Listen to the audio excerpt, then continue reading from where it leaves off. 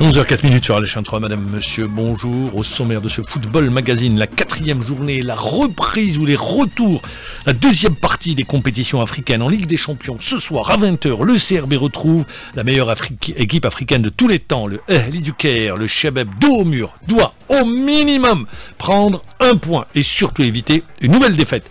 Face au Ahli du Caire, le Moudia d'Alger, c'est en déplacement ce dimanche pour affronter le leader du groupe, les Soudanais de Ahli Omdurman. Je rappelle que le match se joue en Mauritanie, en Coupe de la Confédération africaine. Également ce dimanche, l'USMA en ballottage favorable, occupant la première place, se déplace à Abidjan pour y affronter l'ASEC Mimosa. Rencontre prévue à 17h. Et puis à 20h, toujours dimanche, le CS Constantine retrouve les Angolais de Bravo dos Maquis. Voilà, c'est bien dit.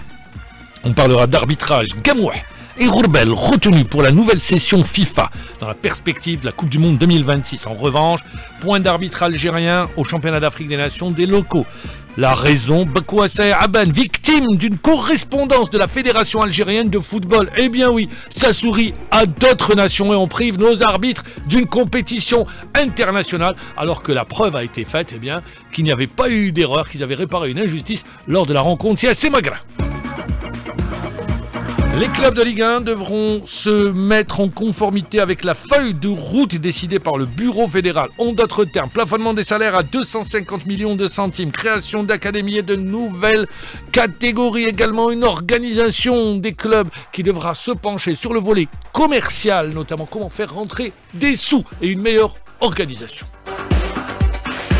Le portrait, on va vous le rediffuser ce portrait parce qu'il le mérite. C'est Boulbina, l'auteur du plus beau but depuis l'entame de la compétition. Vous avez vu son coup franc contre l'US Biskra, à peu près 35-38 mètres. Super coup franc. On parlera de la pelouse du stade du 5 juillet, surutilisée, mais elle est en train de se détériorer. Mauvaise nouvelle pour les clubs qui évoluent au stade du 5 juillet.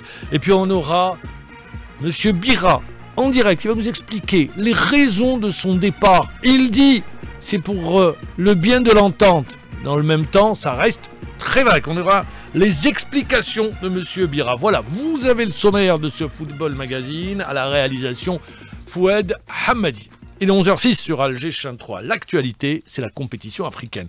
Elle reprend ce week-end. C'est la deuxième partie, je le rappelle, des phases de poule, puisqu'on va jouer pour le compte de la 4e journée. Aujourd'hui, à 20h, au stade du 5 juillet, le Shabab Riadi de Belouizdad affronte le Ahli du Caire. Le CRB n'a pas droit à l'erreur. Le CRB, dos au mur, doit prendre au moins un point. Mais avec un point, le destin du CRB ne sera plus entre ses pieds, ou si vous voulez, entre ses mains.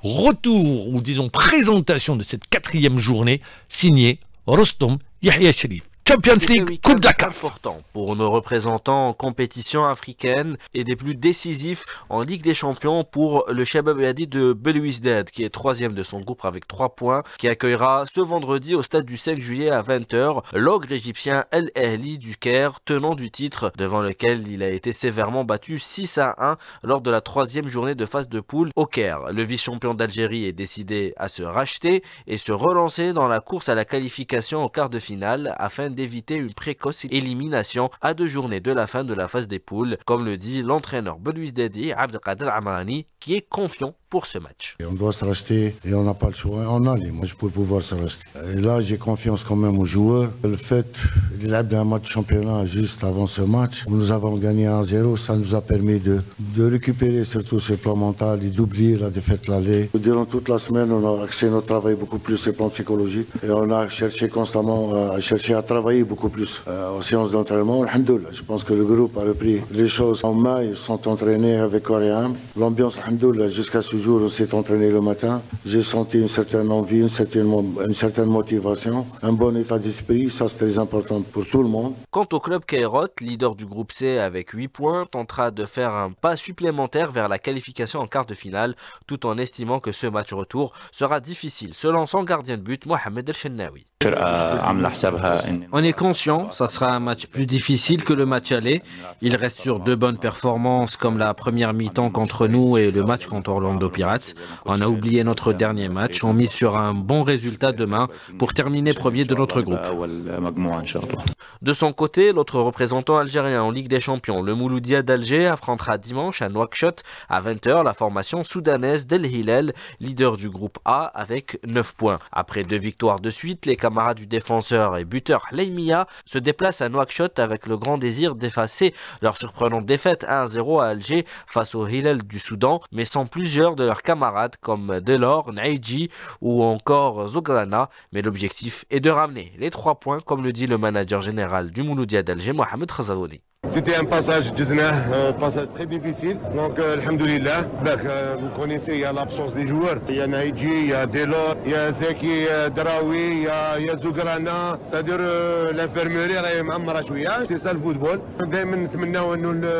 L'équipe تكون à la hauteur. De son côté, l'entraîneur congolais d'El Hilal, Florent Ibenge, estime que ce match est celui de la qualification pour son équipe. C'est le match de la qualification pour nous. C'est pas facile. On va pas changer notre façon d'être. On va y aller step by step, comme on dit. Donc, on est concentré sur le match de Mouloudia. On est dans cette optique de travail pour être qualifié pour la phase des quarts de finale. Ça fait très longtemps qu'Al Hilal n'a pas atteint la phase des quarts de finale. Donc, une victoire des Mouloudéens dimanche leur permettrait de consolider leur place de dauphin et de faire un pas vers les quarts de finale. En Coupe de la Confédération africaine, l'USM Alger, solide leader de son groupe avec 7 points, voudra conforter sa place en allant ramener les 3 points de la victoire des terres ivoiriennes face à la jeune et coriace équipe de la SEC Mimosa dimanche à 17h. On écoute sur ce match le latéral gauche des Rouges et Noirs, Elias Chetty, qui estime qu'il ne faut pas sous-estimer l'adversaire, surtout s'il évolue à domicile. جينا ماتش صعيب خاصة يعرفوا الظروف تاع الافريق ماشي سهلة تما ما تكونش كيب ضعيفة ولا سيرتو لي كونديسيون راح تلعب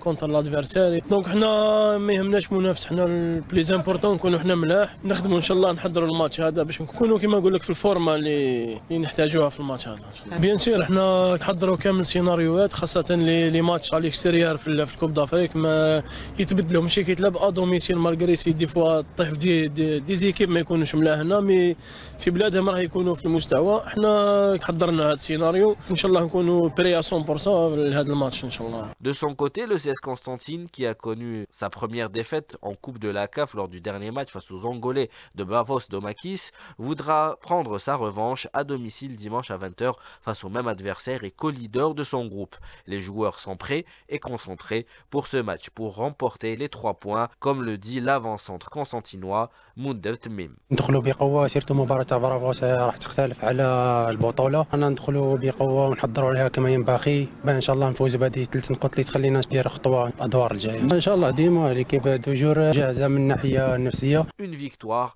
permettra au CS Constantine de faire un grand pas vers les quarts de finale.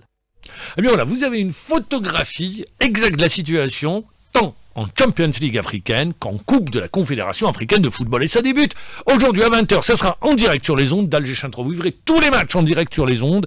Donc aujourd'hui pour le Cheikh Abdelhadi de Belouizdad, dimanche pour l'USMA d'Alger, le CS Constantine et le Mouloudien d'Alger, puisque le match également se jouera à 20h, 11h12 sur Alger Chantro. Je le disais. Gamou Rourbel retenu pour cette nouvelle session de la FIFA dans la perspective du Mondial 2026. Mais dans le même temps, eh bien, Bakwassa et Aben n'iront pas au championnat d'Afrique Nation des locaux. Il y aura des Algériens présents, mais ils seront au niveau de la VAR. Pourquoi est-ce qu'ils n'y vont pas? Parce que la précipitation de la fédération à travers cette correspondance qui a été adressée à la commission d'arbitrage de la Confédération africaine de football en leur demandant de retirer Bakwassa et Aben après le match, CSC Magala. Or, ce dernier, plutôt le trio arbitral, n'a fait que réparer une injustice. C'est-à-dire qu'ils ont pris la bonne décision. Le rapport du commissaire le prouve et de l'évaluateur. Et également, le rapport du président de la commission d'arbitrage, monsieur, en l'occurrence, Abid Shelf. Alors, ils sont victimes d'une injustice qui va sourire à une autre nation. Eh oui, ils se sont fait remplacer et c'est l'Algérie qui perd des places au niveau de l'arbitrage. On va en parler avec M. Hlalchi une nouvelle fois. Et oui, il devient notre consultant, M. Hlalchi. M. Hlalchi, bonjour. Bonjour, monsieur Mohamed. Bonjour, chers auditeurs. La première question va commencer. Alors, il y avait Rorbel. On l'avait vu, il avait fait une superbe Coupe du Monde, hein, la dernière Coupe du Monde. Ça a été un super Rorbel. Et là, il y a Gamouh qui a été également retenu pour cette nouvelle session. Pour les auditeurs, ça veut dire quoi en d'autres termes retenu pour une session? Ça veut dire c'est sûr, ils iront en Coupe du Monde? Ou bien non, il y a plusieurs sessions et après on gardera vraiment la crème de la crème? Bien sûr, mais les chances sont intactes parce que vous savez que cette Coupe du Monde à 48 clubs, il y a beaucoup de matchs, ça ouvre les portes aux arbitres de participer, néanmoins pour notre arbitre Gamouh. Voilà, il est en bonne position, Inch'Allah, pour participer cette Coupe du Monde par rapport au quota choisi au niveau de la zone Afrique. Alors, voilà. Rorbel, on le connaît, c'est vrai, c'est le meilleur actuellement, c'est le numéro 1 en Algérie, mais Gamouh, il est en progression d'année en année. Hein, après son badge FIFA, Gamouh, je trouve qu'il s'est vraiment installé parmi ce qui est le top. Il est sur le podium en termes d'arbitrage, si on devait l'évaluer. Oui, bien sûr. Si on revient un peu en arrière, vous avez annoncé Gamouh, j'allais vous raconter des affaires similaires de Bokouassa, oui. à deux reprises. L'une à l'époque de M. Lakan, et quand vous parlez je commence par Gamouh parce que vous avez parlé de Gamouh. Gamouh en 2023, il a dirigé une rencontre ici en Algérie. Comme c'est ça la loi de l'arbitrage, on fait des erreurs. Il a fait une erreur d'arbitrage juste avant la CAN U17 en Algérie. Alors on a auditionné. J'étais avec, à l'époque, était Himoudi Jamel comme responsable de l'arbitrage à l'époque de M. Zviz. Oui. On a auditionné l'arbitre, on a discuté, il a donné des explications. Eh bien, c'est bon. Himoudi, je sais bien que Himoudi Jamel avait une réponse, une décision dans sa tête. Mais il a voulu avoir notre avis librement. Il a fait le tour de table concernant Gamouh, qu'est-ce qu'on va faire. On était tous d'accord qu'on doit protéger, on doit accompagner notre arbitre dans la compétition internationale qui est la CAN U17 ici en Algérie. Après U17, Gamouh il a participé à la CAN. Une année après, Gamouh a participé plutôt, un mois après, juillet, il a fait la CAN U23. Après CAN U23, Gamouh a participé à senior au Côte d'Ivoire avec un match dans son registre. Et aujourd'hui, il est présélectionné pour la liste qui va, Inch'Allah, être à la Coupe du Monde 2026. Là, tout ce parcours, vous avez dit que Gamouh CV, il est en courbe ascendante, il a des qualités, c'est un potentiel. Ça c'est grâce à des décisions bien réfléchies des dirigeants. Ça, au niveau national, c'est clair. L'arbitre, si son sort, lorsqu'il fait une erreur d'arbitrage, ça c'est simple. Mais au niveau international, on doit protéger. Ça, moi je dis autre chose. Jamel Himoudi, on dit la monnaie à son dirigeant, c'était à l'époque Bel'ed Lakan, Allah yarhamou. Il y avait le fameux match, si vous me permettez, M. Mohamed, rapidement, je vais non, mais c'est bien, moi j'aime bien que vous alliez comme ça dans le détail. Pourquoi? Parce que ça permet aux auditeurs de comprendre, parce qu'il faut le dire que les arbitres sont tenus par l'obligation de réserve. Donc, ils ne peuvent pas parler, on les entend rien qu'en commission. Mais c'est bien que vous puissiez raconter ça, parce que ça donne une idée bien précise. On a parlé de Gamouh, vous avez parlé de ce qui s'était passé, comment il a été entendu et la décision qui a été prise. Et ça a été la bonne décision, parce qu'après on connaît sa trajectoire. Alors là, maintenant, vous allez à l'époque, la Rahmoud, de M. Bel'ed Lakan. Lakan, c'était Himoudi. Moi, je sais, il y a beaucoup de différences à l'époque de la Rahmoud. Mais j'ai bien choisi le Himoudi, parce que Himoudi a toujours dit que c'était son mauvais. Alors, monsieur Halalchi, je pense que vous bougez, comme vous êtes sur votre portable, on va essayer de garder une position qu'on puisse vous entendre. Très bien, merci. Ok. Alors, et aussi, c'est par rapport au finish exemplaire et de beauté de M. Himoudi. Tout à fait, super carrière. Voilà, après cette affaire de l'Usman Harrach, c'est normal, Himoudi au niveau national est mis en route. Il était blessé aussi. Et ça lui permet de bien préparer les séances de l'époque. Hemoudi a fait la finale de Cannes 3. Il a été élu africain et meilleur arbitre arabe. Il a participé à la Coupe du Monde au Brésil avec 4 matchs. Et une demi-finale. Un match, voilà, la petite finale. Voilà. Ça c'est grâce aux décisions et accompagner la commission fédérale des arbitres à l'époque. On rend hommage à M. Lakan Rahmou. Et Hemoudi, le cas de Gamouh, je pense que Hemoudi a suivi la politique de son maître. C'était bien et bien Bled Lakan Rahmou. Alors, ce qu'on devrait faire, se comporter avec nos arbitres. Alors, très bien. Moi, je vais revenir. On en avait parlé du cas Bekwassa et Aben la semaine dernière. Et on avait dit, il y a eu de la précipitation déjà dans les décisions qui ont été prises par le comité d'urgence. Une fois qu'ils ont été entendus, la démonstration a été faite à travers le rapport du délégué, à travers le rapport ou le commissaire au match, de l'évaluateur, à travers la décision qu'ils ont prise de ne pas valider le but. Tant que le match n'avait pas repris, ils ont pris la bonne décision. Et le rapport également du président, monsieur Abid Sharaf, le chargé de l'arbitrage. Mais voilà qu'on s'est précipité pour envoyer une correspondance à la CAF, ils ont été retirés du CHAN, et du coup, eh bien les places. Et je tiens à rappeler que le président ou le patron technique de l'arbitrage à la Confédération africaine de football, monsieur Doué, s'est étonné de la correspondance de la fédération demandant d'enlever ces 2 arbitres. Ça a souri à qui? Alors, en apprenant ce qui s'était passé, il leur a dit, je peux vous dire, hein, parce que j'ai eu les tenants et les aboutissants, en apprenant ce qui s'était passé, ils ont dit, mais ils ont pris la bonne décision, ils ne comprenaient pas pourquoi. Eh bien, du coup, ça profite à des arbitres des nations concurrentes, des nations qui ne nous veulent pas du bien. Voilà ce qui s'est passé. Exactement. C'est ça qui fait la différence entre les commissions. C'est pour ça que j'ai cité la commission de Bled Lakan et de Jamal Hemoudi, Bled Lakan et Jamal Hemoudi par rapport à cette commission. Il faut qu'on dise les choses directement. Voilà, on doit protéger nos arbitres, on doit soutenir nos arbitres. C'est pour ça qu'aujourd'hui, Bekwassa, il a participé au CHAN 2023 ici en Algérie. Tout à fait. Il a participé aux les derniers Jeux africains, il a participé aux Jeux méditerranéens. Aujourd'hui, on peut dire que Bekwassa, c'est un potentiel. Vraiment, il va participer il aurait dû être dans la liste des participants du CHAN.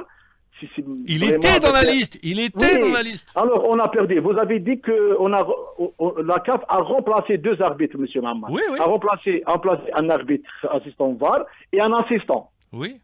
Et un assistant. Hein.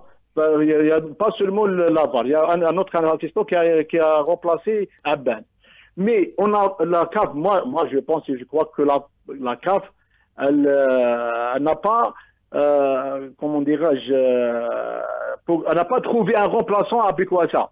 On a laissé la place de Bekwassa vide et a profité d'autres pays de remplir cette case vide. C'est malheureux qu'on ne voit pas le nom d'un arbitre algérien, Bekwassa ou d'autres, et le nom algérien. Algérie, voilà. Je le dis toujours, à l'international, il faut protéger nos compatriotes, nos Algériens. Il faut les encourager. Cette décision, dans la précipitation, elle ne sert pas à l'arbitrage. Elle ne sert pas du tout l'arbitrage. Exactement, parce que si on fait une lecture sur la liste des internationaux, de notre internationaux, il y a Rourbel en première position, il y a Lahloub Belbrahim, il y a Gamouh, et on a Bekwassa. Donc on a 4 arbitres sur scène. C'est bon pour l'arbitrage algérien. Non, ce que je dis, c'est que la fédération a voulu remplacer les arbitres à travers les arbitres dont elle a décidé de retirer. Elle a voulu les remplacer et la CAF a dit non. C'est ceux-là qu'on a choisis. Maintenant, vous les avez retirés. C'est nous qui choisissons qui mettre. C'est pas vous. Pour que les choses soient claires. C'est pour ça que j'ai dit qu'on n'a pas trouvé un remplaçant pour Bekwassa. On a remplacé le VAR et on a remplacé l'assistant, mais l'arbitre principal, on n'a pas remplacé l'arbitre principal. Alors que l'Algérie, au lieu d'aller avec 3 arbitres, elle va être au Chan avec 2 arbitres. Et malheureusement qu'on n'a pas un arbitre principal, parce que l'arbitre principal, c'est vraiment la vitrine de l'arbitrage algérien. C'est malheureux. C'est dommage pour notre arbitrage. C'est dommage. Voilà, c'est dommage. Ah ben, ils sont victimes d'une injustice. Hein, moi, je le dis et je le répète. J'emploie le mot, je dis bien injustice, parce que tout le monde, les rapports sont là, tout était là, ils ont été entendus, et la démonstration a été faite que l'oreillette ce jour-là, ou que les oreillettes sont dépassées, on ne les a pas remplacées depuis 2016 ou 2017, je n'ai pas la date exacte, j'avais donné la dernière fois, et qu'ils ont été victimes d'une injustice alors qu'ils avaient pris la bonne décision. Maintenant, ce qui se passe sur le terrain, ce n'est pas leur faute. S'il y a un envahissement de terrain, c'est les chargés de sécurité qui sont responsables. Voilà, exactement, c'est une question d'organisation. Alors, on doit travailler sur ce volet. C'est bon, le fait a été... c'est bon, c'est l'appel des arbitres. Et je tiens à dire, que j'adore le CS Constantine, contrairement à ce que certains peuvent penser. Non, parce que... Non, je relate les faits. Il n'y a ni chauvinisme, ni j'aime pas. C'est un fait. Si ça avait été l'inverse, je l'aurais dit également, si le CSC avait été victime d'une telle injustice, je l'aurais crié haut et fort, pour que les choses soient claires. Exactement. D'ailleurs, on a salué le public Constantine. Bravo aux supporters du CSC. Par rapport à leur réaction, vu toute cette mauvaise image de ce match, on ne revient pas sur ces images parce que on veut pas que on va pas, Inch'Allah, les voir prochainement dans notre championnat.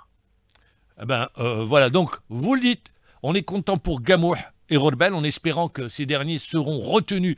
Je pense qu'au Rorbel, il n'y a pas de problème. Gamouh également, je pense qu'il ira pour la Coupe du Monde 2026 et tout le mal qu'on leur souhaite. Mais dans le même temps, mauvaise nouvelle pour Bekwassa et Aben, victimes d'une injustice, qui n'iront pas au championnat d'Afrique des Nations des locaux, alors qu'il ne fallait pas agir dans la précipitation et qu'ils avaient leur place.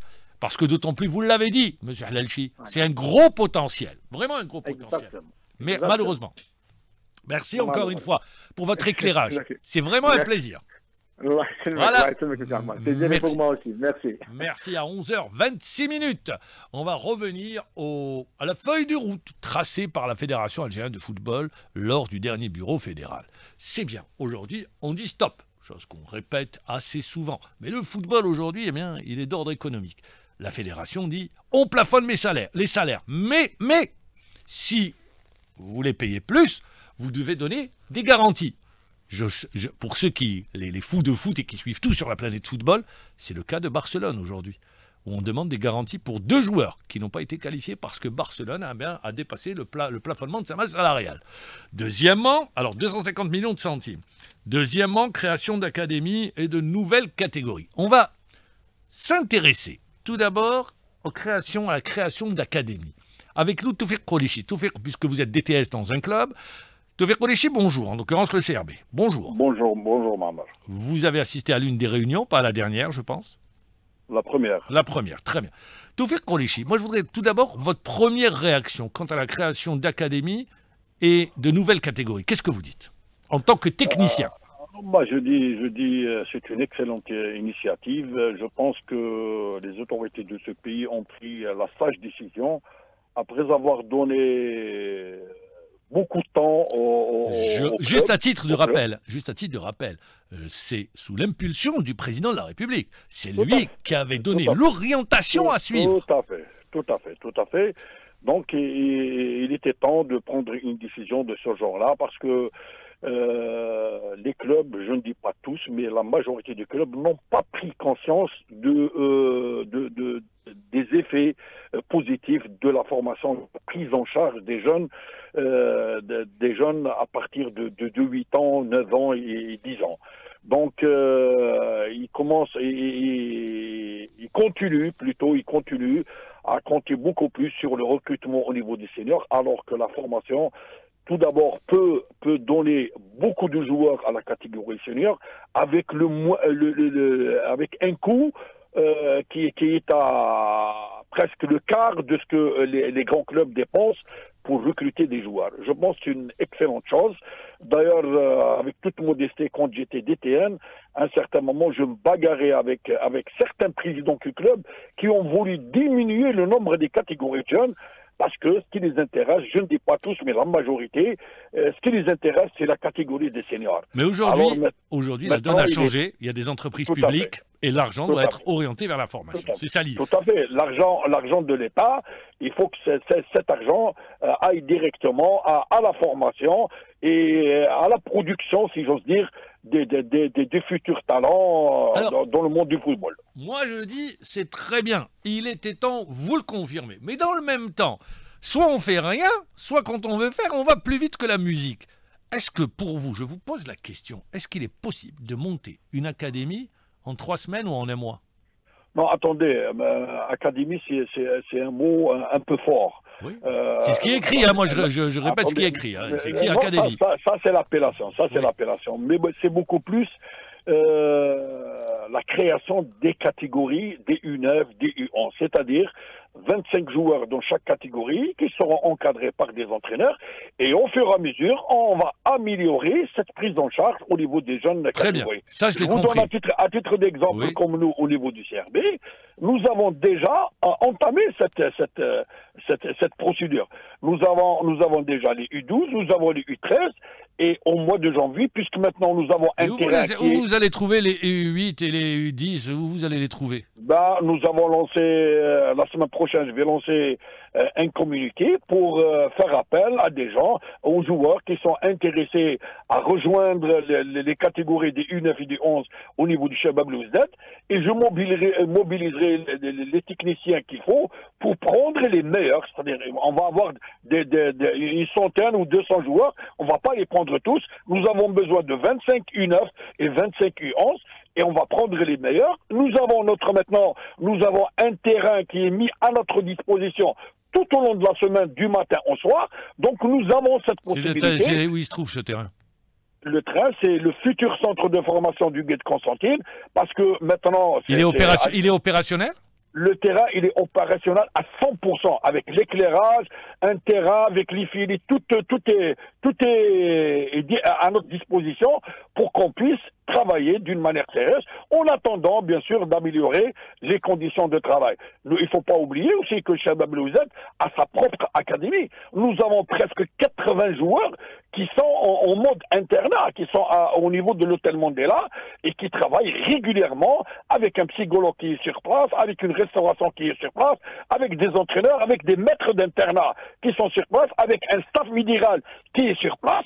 Donc, en attendant la construction du centre de formation, il faut qu'on passe par ce que j'appelle, moi, un mode académie. C'est-à-dire, on va mettre les bases comment dirais-je, le base d'un centre de formation en termes de moyens humains, et à partir de là, il faut pas y aller directement au centre de formation, donc c'est par étape. La première étape, c'est de commencer déjà, et on a déjà commencé à travailler sous le mode académie. 80 joueurs qui sont en mode internat. Ça, on l'a compris. Oui. Ça, vous nous l'avez dit, on l'a compris. Très bien. Alors, ça commence à partir des U8, l'initiation, c'est ça? Non, c'est des U9 et U11. C'est l'initiation au football. Bon, ça, il y a 4 étapes dans la formation. Il y a l'initiation, la préformation, la formation et la post-formation. Très bien, c'est ce que je suis en train de dire. Donc, c'est une initiation. Les formateurs, vous les avez? Non, bon, là, il y a un petit problème. En Algérie, actuellement, il n'y a pas, dans tous les clubs en Algérie, il n'y a pas de vrais formateurs qui sont formés pour former les jeunes joueurs. Donc nous avons des entraîneurs de jeunes catégories. Mais j'ai discuté déjà avec les responsables du club, quand on a fait une réunion pour la construction du centre de formation, il faut qu'on commence d'ores et déjà à penser à ramener des experts étrangers et former nos propres formateurs, ou bien former des entraîneurs qui sont actuellement au niveau des jeunes et leur donner un contenu de formation pour qu'ils maîtrisent un peu la formation des jeunes catégories. C'est ce que nous prévoyons de faire à partir de la saison prochaine, Inch'Allah. Très bien. À mon avis, il vaudrait mieux ramener des formateurs pour former. Mais ça ne reste que mon avis. Tout à fait. C'est moins coûteux. Quand on ramène un formateur pour former nos propres entraîneurs. Et prendre les techniciens qui ont vraiment le potentiel. les Tout à fait, techniciens tout qui à ont fait, vraiment le tout à fait. potentiel. Et je le répète 3 fois. J'insiste, parce que des fois, c'est ami-ami et on se retrouve avec des techniciens qui ne sont pas formés pour et c'est de la perte de temps et d'argent. Mahamar, moi, Je ne parle pas de vous, je parle en général, je ne sais pas Moi, vous. je suis venu au CRV, j'ai trouvé un staff technique au niveau des catégories des jeunes. J'ai pas voulu bousculer les choses. Mon objectif, c'est de mettre l'organisation nécessaire pour le futur de centre de formation et l'actuelle académie. Je suis en train d'organiser les choses et puis on passera d'une étape à une autre et on arrivera, Inch'Allah, à mettre les meilleurs entraîneurs pour encadrer nos jeunes. Très bien. Alors, ça, c'est dans le futur. Et vous pensez, et il y aura la Coupe d'Algérie des académies, c'est ça? Bah ça, je ne sais pas. C'est ce qui est annoncé. Alors moi, je voudrais rester. C'est ce qui est annoncé. Oui. On peut organiser le type de compétition. C'est facile à faire. On peut faire un championnat au niveau régional. Il y a la Coupe d'Algérie, c'est ce qui a été décidé. Coupe d'Algérie, oui, c'est une excellente chose. C'est motivant pour les gosses. Moi, je voudrais dire également dans l'organisation, si on revient partout dans le monde, vous avez ce qu'on appelle les personnes, c'est des passionnés. Il y avait, par exemple, il y en a eu du côté du Sindé, je vais citer les Boudissa, ça nous permet d'avoir une pensée pour Boudissa, d'autres au niveau du CRB, au niveau de l'Harrach, au niveau également au rang partout en Algérie. Vous avez qui travaillaient avec les clubs et qui allaient voir les gosses dans les quartiers, sur les interquartiers, aller les voir, les ramener. C'est ce qu'on appelle, ils ont l'œil, hein. C'est pas tout le monde qui a l'œil, ils ont l'œil. Je suis entièrement d'accord. Ça c'est vraiment, c'est pas tout le monde, c'est pas celui qui a joué au football qui a l'œil, hein, je le dis tout de suite. Ah, c'est clair, c'est clair. Alors, il y a un simple supporter qui a l'œil. Hein. Ouais, alors non, je vais vous dire justement, et les clubs, avec certains qui travaillent avec, est-ce que justement du côté du CRB, vous avez ce type de personnes à travers le territoire national, pour un maillage du territoire? Moi, je vais vous dire, une anecdote. Depuis mon arrivée CRB, je suis le directeur technique sportif. Croyez-moi que je m'occupe beaucoup plus de l'organisation de ces catégories de jeunes et de cette académie qui est en place, plus que le volet technique. Une fois que cette organisation est en place, là, je me pencherai beaucoup plus sur le volet technique. Parce que c'est beau d'avoir des bons entraîneurs, c'est beau d'avoir un terrain, c'est beau d'avoir des jouets. Mais dans l'anarchie, on n'arrivera à rien. Donc il faut mettre une organisation claire, une feuille de route, et à partir de là, on sera exigeant envers les entraîneurs des catégories de jeunes. Bon, maintenant, je dirais que on a réalisé beaucoup de choses. Il y a des joueurs qui sont, comme je l'ai dit tout à l'heure, en mode académie, en mode internat. Le terrain, nous avons à notre disposition. Il ne faut pas oublier qu'il y a 15 jours ou 20 jours de ça, nous étions en mode location. Nous avons loué presque 4 stades. Et même ces 4 stades pour les catégories de jeunes, c'est pas dans les horaires dont on a besoin. Donc on était un peu perturbé en termes de créneaux d'entraînement. Maintenant, nous avons... La vie a changé pour vous depuis que vous avez un terrain? Oui, la vie a complètement changé.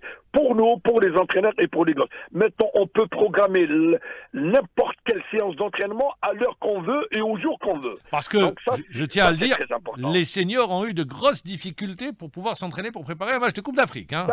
Les seniors, c'est un autre problème. Non, mais quand je dis ça, je dis s'entraîner, c'est quand je dis les seniors, c'est une réalité. Elle est là. Sur Alger, il y a des problèmes de terrain. C'est tout. Voilà. Moi, je vous donne un titre d'exemple. Nous avons des talents au niveau des U15. Nous avons des talents au niveau du U17 et au niveau du U19. Même pour le programmer une séance de travail individuel, on ne peut pas le faire avant. Maintenant, je peux le faire. Je peux ramener 2-3 joueurs le matin et travailler, surtout en tenant compte, bien sûr, du programme et de l'emploi du temps de la scolarité. On peut le faire. C'est-à-dire, le volume d'entraînement, vous pouvez le respecter. Je peux l'atteindre. Je peux atteindre le volume d'entraînement qui est nécessaire pour telle ou telle catégorie. Très bien, c'est très bien. Je vais rester avec vous également sur un des aspects. Alors, c'est vrai que la feuille de route donne... Permettez-moi, Mohamed, s'il te plaît, permettez-moi de dire, je pense que c'est une très bonne initiative qui a été prise par la Fédération algérienne de football, bien sûr sur instruction du président de la République, mais moi, ce que je demande, c'est vrai que tout le monde va créer ces académies, va créer ces catégories du U9, du U11 et du U13. Moi, je demande à ce qu'il y ait un contrôle. Parce qu'on peut les créer sur papier et sur le terrain, il n'y a absolument rien, ni prise en charge, ni ballon, ni équipement, ni terrain. Il faut dire qu'aujourd'hui... Non, attendez, tout fait. Aujourd'hui, je tiens à rappeler que c'est 8 clubs, ou 12 clubs, ou 13 clubs qui appartiennent à des entreprises 15 clubs qui appartiennent à des entreprises publiques, puisque Biskra, Magara et également 2 autres clubs se sont vus affectés à des entreprises publiques. Il ne reste plus que le Paradou qui appartient à un privé. Donc, l'obligation a été faite. Les entreprises publiques, ce n'est pas de distribuer des salaires, mais avant tout d'aller vers une organisation qui a été, et d'ailleurs, les détails, on les aura dans les tout prochains jours, une organisation sur le plan commercial, une organisation sur le plan technique, une organisation sur le plan administratif, c'est tout ça. Et ça sera fait de manière très rigoureuse. C'est ce qui est annoncé. Sous la houlette, je termine, sous la houlette de la Direction nationale de contrôle de gestion financière. Donc, c'est pour rappeler.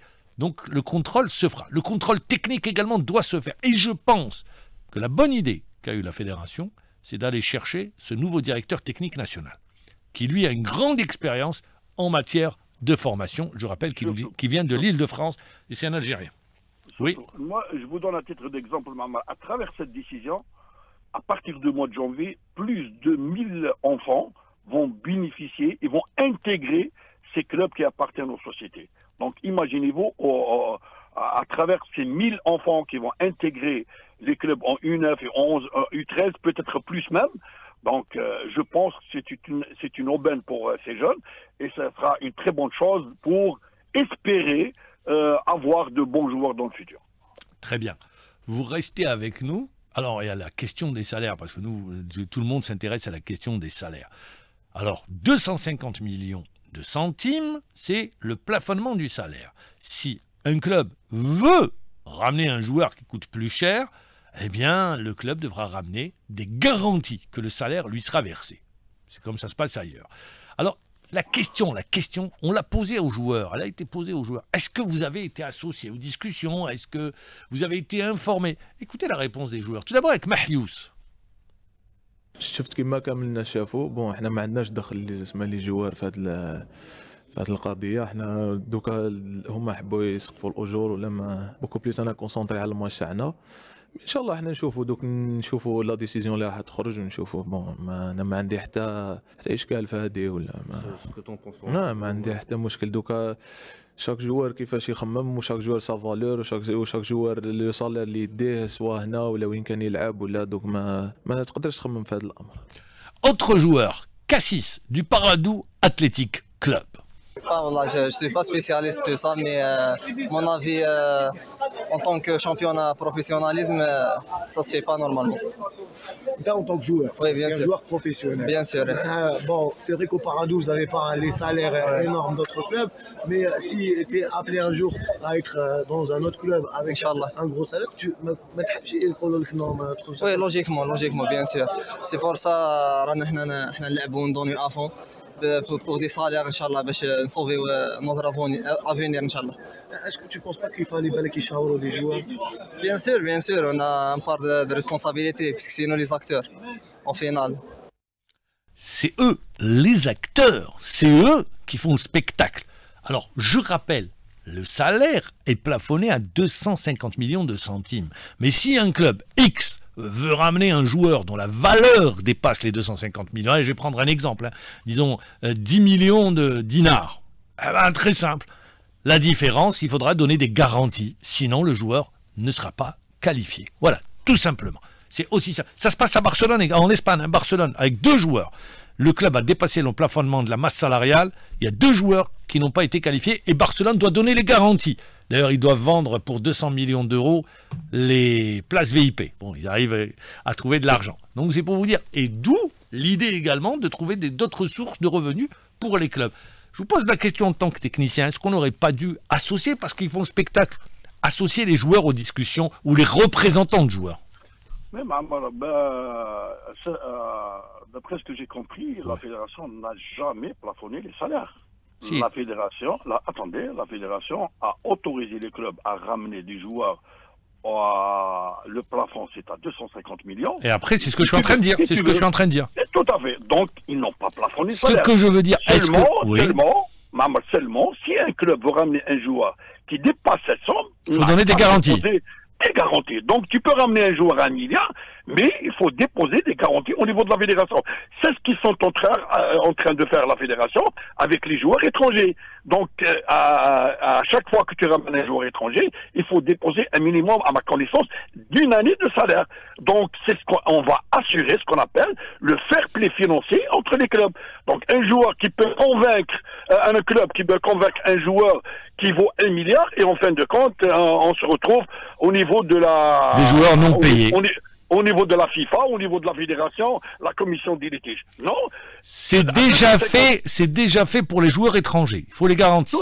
Tout à fait, c'est déjà fait. Il faut déposer 1 mois de salaire au niveau de la Fédé. 1 mois de garantie. Donc la fédération n'a pas empêché les clubs à ramener des joueurs à coût de 500 millions, 1 milliard, mais à la seule condition, il faut déposer des garanties pour que ce joueur ou cet élément qui est ramené par tel ou tel club il faut lui donner son dû à la fin de saison. C'est tout. Donc, c'est pas un plafonnement de salaire. Et je pense que c'est une excellente chose, parce que moi, j'ai travaillé à la fédération, je sais ce que c'est. Chaque fin de saison, il y a des dizaines de joueurs qui sont au niveau des commissions des litiges, et en fin de compte, avant d'y aller à la FIFA. Vous faites bien de le rappeler, et je rappelle, il a fallu l'implication de l'État qui a financé les budgets de remboursement des salaires au niveau de la CRL. Tout à fait. Pour ce qui est des joueurs et techniciens qui n'avaient pas été payés par les clubs. Tout à fait. Donc voilà. Je pense que c'est une excellente chose. Comme ça, on mettra la majorité des clubs. Chacun sera devant ses responsabilités, tout simplement. Ah oui. Et on les mettra au même pied d'égalité. Très bien. Merci Tawfiq Qureshi d'avoir été avec nous en direct. On va prendre l'exemple maintenant. C'est le Paradou Athletic Club, seul club privé. Le numéro 1 en matière de formation. Si vous regardez les joueurs du Paradou qui font le bonheur de l'équipe nationale et des clubs étrangers, eh bien, disons-le, c'est le club qui fournit le plus de talent au football national. Avec nous pour en parler, Monsieur Mourad Boulfouf. Monsieur Mourad Boulfouf, bonjour. Bonjour Mahammar, bonjour amis sportifs, meilleurs vœux pour la nouvelle année, Inch'Allah. Très bien. Je rappelle que c'est votre 29e anniversaire, c'est ça? Quel 25e? Non. Non, oui. 30e. 30e, c'est ce que je suis en train de dire. 29e. Donc 30e, voilà, 30e, voilà. Très bien. Et bien voilà, pourquoi j'ai rappelé l'âge? L'âge est important. Date d'anniversaire. En 30 ans, en matière de formation, depuis votre création, vous avez fait ce qu'aucun club n'a pour le moment fait. Très important. Puisque vous avez à peu près 25 joueurs du Paradou qui évoluent dans le championnat de Ligue 1. Vous avez le plus grand nombre de joueurs issus d'un club qui évolue à l'étranger. Tout à fait. Et vous êtes le club qui donne actuellement le plus de joueurs à la sélection nationale. Exactement. Très bien. C'est parti à toutes les sélections nationales, toutes catégories. J'ai voulu rester sur la A. J'ai pas voulu. La A, voilà, ok, Mahammar, ok. Très bien, mais vous avez voulu le rappeler, il n'y a pas de problème. Pourquoi je m'attarde sur cet aspect? Puisque c'est parti d'une académie. La mise en place d'une académie, comme vous l'avez fait, je ne sais pas si vous étiez au départ de cette belle histoire, mais c'est un projet qui a maturé, c'est un projet qui a été réfléchi, ça a pris du temps. Tout à fait. Exactement. Bon, écoutez, le lancement de l'Académie du Paradou, cela remonte à 2006.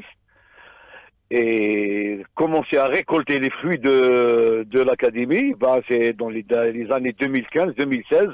C'est là qu'on a commencé vraiment à récolter les fruits de l'Académie.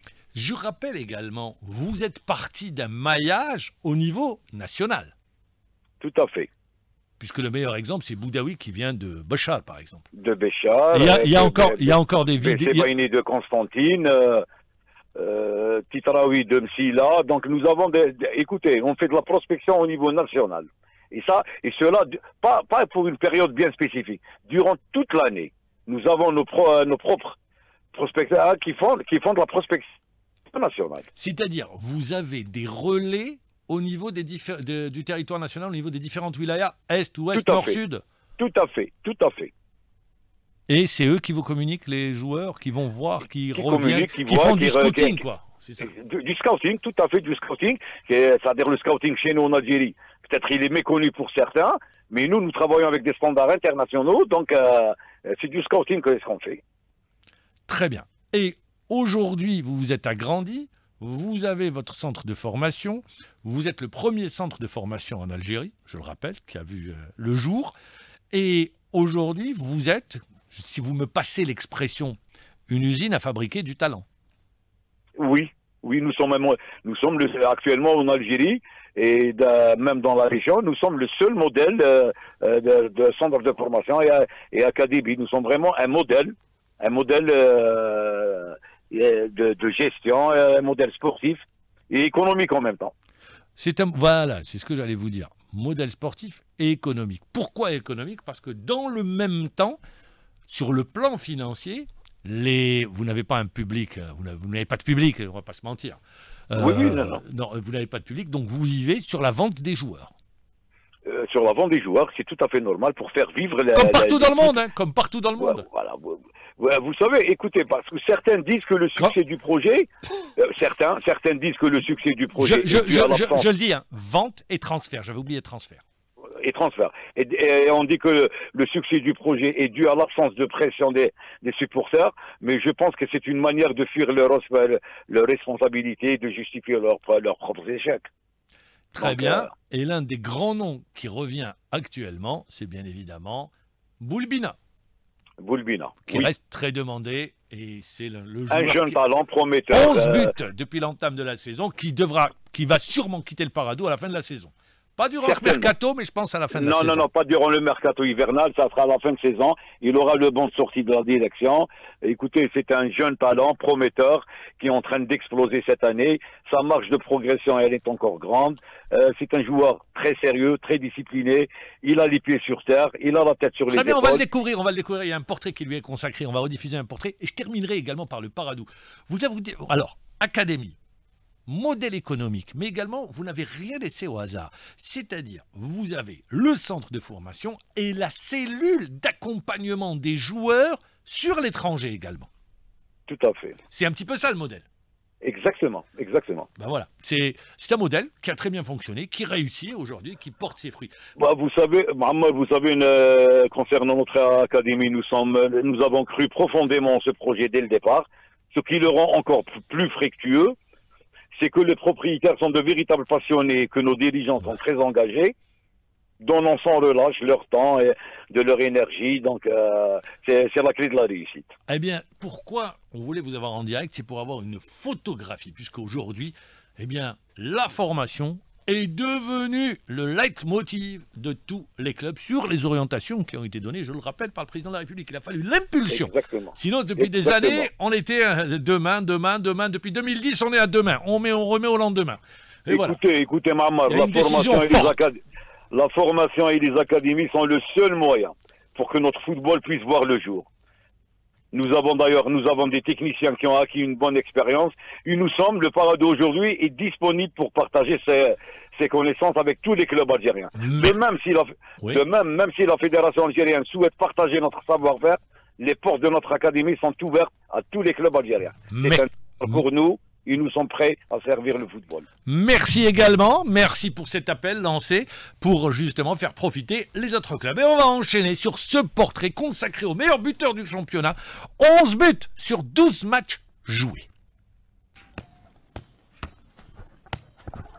Bonjour, je suis Adel Boulbina, joueur du Paradou, 21 ans. T'avais quel âge quand t'as commencé à jouer au football? J'ai commencé le foot très tôt, ملي كنت صغير منين نشوف روحي في هذه الدنيا وانا نلعب le foot. Est-ce qu'on t'a poussé à te tourner vers le foot? Est-ce que c'est ton entourage? C'est tout simplement mon père. هو اللي poussani باش نكون في الفوت parce que هو déjà il a été un ancien joueur. Comment t'as intégré l'académie du Paradou? À travers des tests, j'ai fait trois fois les tests pendant 10 jours هكاك. Je me souviens, j'ai fait samedi, mardi et le prochain samedi. Est-ce que tu as côtoyé la génération Bensbaini à Atal? C'est une source de motivation, je pense. Atal وصلت به هنا في بارادو mais Bensbaini اللي ما وصلتش به. À 11 ans, est-ce que c'est compliqué au début, surtout qu'on est loin de sa famille, de ses amis? Oui, logique, quand tu quittes la maison à l'âge de 11 ans, c'est vraiment difficile, mais c'est à toi d'adapter et de faire ton mieux pour souffrir, pour avoir une bonne carrière ou là pour obtenir les buts تاعك باش توصل les buts تاعك ودير افونير شاب. كانوا يوفروا لنا كلش ماتش ميم سي كانت بسيكولوج تما طاطا كريمه اللي شغل كانت بمثابه الام الدوزيام تاعنا تما في لاكاديمي. Tu es ailier gauche, tu as commencé avec ce poste ou tu avais débuté avec un autre poste? De base, je suis un attaquant. لعبت كاع حياتي إلي غوش مي جي اسيي دوطخ بوست. لعبت اريير دروا، لعبت اون 6 اي لعبت اون 10. كنت حنخرج غارديان بيت ابخي لا ديرنيير مينوت اللي بدلت. بابا قال لي ايماجين توا الشتا تصب صحابك يجروا وانت قاعد واش تتصب عليك تما اللي عاود بدل لي الفكر تاعي وين خيرت باش نكون جوار. Pourquoi avoir décidé de rester au Paradou?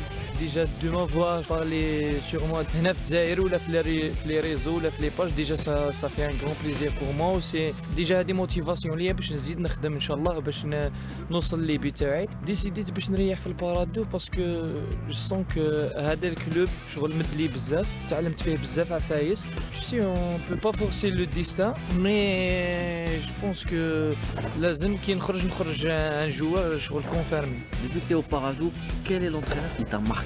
لونطرينور اللي شغل سيتي شغل في لاكاديمي اللي كان شايدنا في لاكاديمي عايش جمال وين كنت والله شغل لا فيريت كنت نخاف مام با ندريبلي ولا نشد بالون هو اللي دار لي هذيك لا كونفيونس. جو مسوفيان لواحد لاكسيون اون فوا شغل دريبليت واحد 2 3 جوار ابري وصلت سيتي بور لا بروميير فوا وصلت قدام لي بيت ضربتها في البارا تالمو شغل هذاك لو شوك هو اللي نحالي هذيك لا فوبي تاع نخاف ندريبلي فوالا.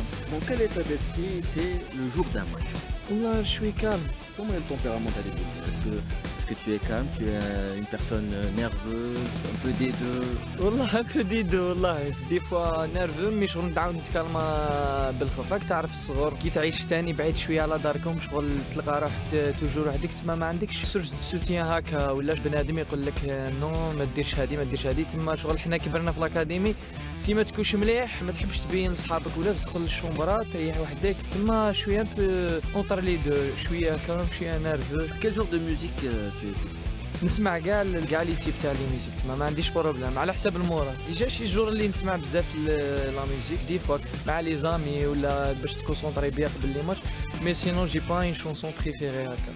Alors quel est le club dont tu aimerais porter son maillot, que ce soit en Algérie et à l'étranger? كاين دي غرون زيكيب هنا في الجزائر اللي يحصل لي شرف اني راح ان شاء الله ولا نتقمص الالوان تاعهم. سينون اوروب جيمغي بيان نلعب في البريمير ليغ ان شاء الله. Arsenal, Liverpool. كلوب بريفيري يونايتد. Alors en dehors du football, tu fais quoi? عندي دي زامي اللي نريح معاهم ولا اللي نروحو نديكوفريو دي زوندروا اللي ما نعرفهمش هنا. سينون شوي توجور على لا ميزون لا بلاي مع صحابي راك تعرف شحنه تاع لا بلاي. T'es plutôt film ou série? Les deux, allô. Même pas un film qui t'a marqué ou là. لا لا خاطيني les deux والله. Voiture ou moto? Les deux. Bon, les deux. Les deux, les deux. Tu devais être une voiture peut-être. Lamborghini Urus. Moto CBR. Ton plat préféré, maison. J'ai vécu toute ma vie شغل بعيد على ما فامي. تما ما كنتش ناكل واش نحب كبرت بها من صغري فهمت. واش نلقى قدامي ناكل. جي با ان بلا بريفيري اللي نحب ناكلو توجور. تما واش لقيت ناكل فاست فود بالك شاورما. Si tu n'étais pas football. بالك نشوف روحي نلعب تنس. نحبها من صغري وي. Et hors sport? Acteur. Ton endroit préféré? La maison. Si tu étais un geste technique? Roulette. La roulette. Si tu étais un emoji? L'emoji تاع le fou. Si tu étais un footballeur ou un sportif légende? CR7. CR7 هو النمبر 1. Merci de m'avoir invité لهاد l'interview, ça me fait plaisir. CR7, il a marqué un but à la CR7 sur son coup franc lors du dernier match contre Biskra. Plus beau but du championnat. On terminera avec les pelouses. La qualité de la pelouse du Saint-Juillet surutilisée. Une pelouse qui s'est complètement dégradée. Hamza Ramouli. Lors du match de mise à jour de Ligue 1 mettant aux prises le Paradou AC à l'US Biskra, il a été constaté que la pelouse du stade du Saint-Juillet n'était pas au meilleur de son état. Cela est dû à la surutilisation de la pelouse au vu de l'enchaînement des matchs, que ce soit de Ligue 1, les coupes africaines ainsi que la Coupe d'Algérie. 4 clubs, à savoir le Mouloudia d'Alger, l'USM Alger, le Shabab Aghiadi de Belouizdad et le Paradou AC, y sont domiciliés au stade olympique d'Alger. Depuis sa réouverture, le 12 octobre dernier, le stade du Saint-Juillet a abrité déjà 21 rencontres, sans oublier les séances d'entraînement d'avant-match des équipes adverses lorsqu'il s'agit des compétitions africaines. L'entraîneur du Paradou AC, Dir Bilal, évoque l'état de la pelouse. Quand on gêne les matchs là-bas, c'est beaucoup pour une pelouse. Il faut que la pelouse prenne un peu de repos. Mais malheureusement, on a les matchs retard et les matchs de coupe. Même les matchs de coupe, on joue là-bas. Justement, le match entre le Parado et l'US Biskra n'était pas bonne. Pour Thierry Bilal, il est important d'utiliser d'autres infrastructures de la capitale, comme les stades Nelson Mandela de Bagari et Ali Lapointe de Douira, afin de permettre à la pelouse du stade du 5 juillet de tenir le coup jusqu'en fin de saison. On attend toujours l'ouverture de Nelson Mandela pour partager, quoi. Nelson Mandela et Douira aussi. Attention, Douira, c'est ça. Je sais, c'est le stade de Mouloudia et moi, aller là-bas, ils ont demandé pour recevoir l'équipe de l'Hilal de Sedan. Après, je ne sais pas qu'est-ce qui s'est passé, quoi. Pour sa part, l'entraîneur du CR Belouizdad, Abdelkader Amarani, regrette lui aussi la surcharge sur la pelouse du stade du 5 juillet. Il regrette également le fait que son équipe n'ait pas pu s'entraîner sur cette pelouse à la veille d'un match aussi important que celui face au Ahli du Caire. Le stade de pelouse, ça nous dépasse et c'est un handicap parce que je pense qu'elle est surutilisée. Et on arrive, nous déjà, on n'a eu même pas l'occasion de s'entraîner sur ce terrain. Surtout, on jouait un match de Champions League. On n'a pas eu le droit de s'entraîner automatiquement. L'handicap est double par rapport à l'équipe adverse qui va peut-être l'utiliser cet après-midi. Et ça, c'est important pour nous. Maintenant, par rapport à l'état du terrain, ce qui va changer, ça dépend. Peut-être le style de jeu qui va changer pour éviter de ne pas faire des erreurs derrière. Mais... Le stade Nelson Mandela est désormais opérationnel après avoir été fermé pendant 3 mois pour des travaux de réfection de la pelouse. Reste maintenant le stade Ali Lapointe de Douira qui devrait réouvrir ses portes dans les prochaines semaines afin de permettre au Mouloudia d'Alger de recevoir dans son stade.